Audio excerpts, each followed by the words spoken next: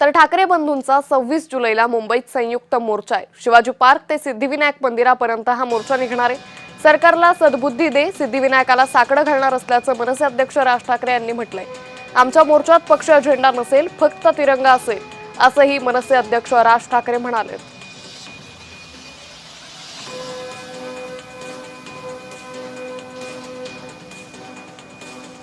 आम्ही 26 तारखेला आम्ही एक शक्ती प्रदर्शन मोर्चा म्हणा, शक्ती प्रदर्शन म्हणा किंवा काही म्हणा, या मुलांना घेऊन करायचं आम्ही ठरवलेलं आहे की मुंबई सारख्या एका महत्वाच्या, सर्वात महत्वाच्या देशातल्या शहरामध्ये देखील ही सगळी मुलं आणि सगळेजण पालक हे एकत्र येत आहेत आणि आपला राग रोष व्यक्त करतायत। हे मला असं वाटतं केंद्राला देखील कळणं गरजेचं आहे। हा मोर्चा निघेल शिवाजी पार्क, शिवतीर्थावरून हा निघेल आणि हा मोर्चा जाईल सिद्धिविनायकाच्या इकडे। तिथे जाऊन आम्ही देवाला साकडं घालणार आहोत की या सरकारला सुबुद्धी देव, आणि याच्यासाठी म्हणून तिकडे आम्ही त्याची सांगता करणार आहोत। राहुलजींची पण झालं, मग सपकाळांचा फोन आला होता आणि त्यांनी पण सांगितलं की आपण एकत्रितपणे या गोष्टी करू। आता हे आम्ही परवाच्या मोर्चाची घोषणा तर केलेली आहे, आता त्यांना सुद्धा आम्ही सांगतो सगळ्यांनीच, अगदी पवार साहेबांना असेल आणि भारतीय जनता पक्षातल्या सुद्धा जे विद्यार्थ्यांचे खरे पालक आहेत, ज्यांना विद्यार्थ्यांबद्दल, तरुणांबद्दल चिंता आहे, आणि असे अनेक भाजपचे लोक आहेत की त्यांना आता असं वाटतं की आपण भाजपचं समर्थक करून गुन्हा केला, ते सगळेजण या मोर्चात सहभागी होऊ शकतात। आम्ही देखील जे काही ज्याला मोर्चा म्हणा किंवा काही म्हणा, या सगळ्या गोष्टी करताना तिथे आमचे राजकीय पक्षाचे झेंडे नसणार, कळलं का? तिथे जर कुठचे झेंडे असतील तर ते फक्त तिरंगे असतील, देशाचा झेंडा असेल, बाकी कुठचेही राजकीय पक्षाचे झेंडे त्या सगळ्या अख्यामध्ये कुठेही नसणार। तो 26 तारखेला जर असे कोणी घुसवण्याचे प्रयत्न केले ना, फटकावून काढणार,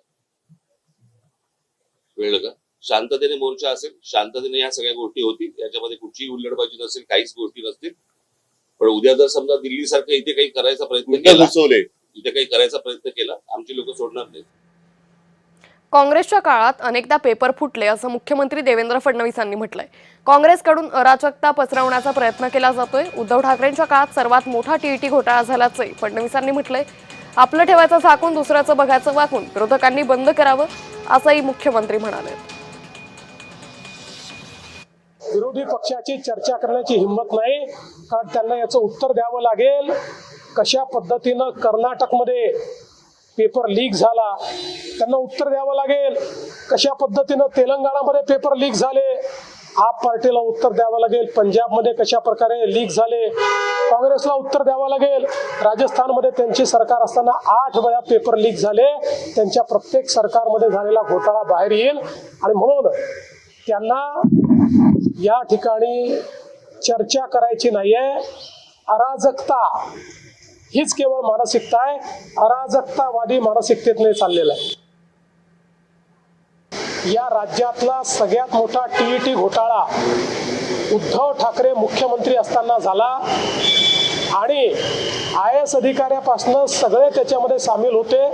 इतका मोठा घोटाळा राज्याच्या इतिहासात झाला नाही। आम्ही तर टीईटीच्या परीक्षेमध्ये घोटाळा होतो लक्षात आल्याबरोबर परीक्षा व्हायच्या आधी घोटाळेबाजांना पकडलं आणि त्या ठिकाणी त्यांच्यावर कारवाई देखील केली। त्यामुळे आपलं ठेवायचं झाकून आणि दुसऱ्याचं पाहायचं वाकून हे बंद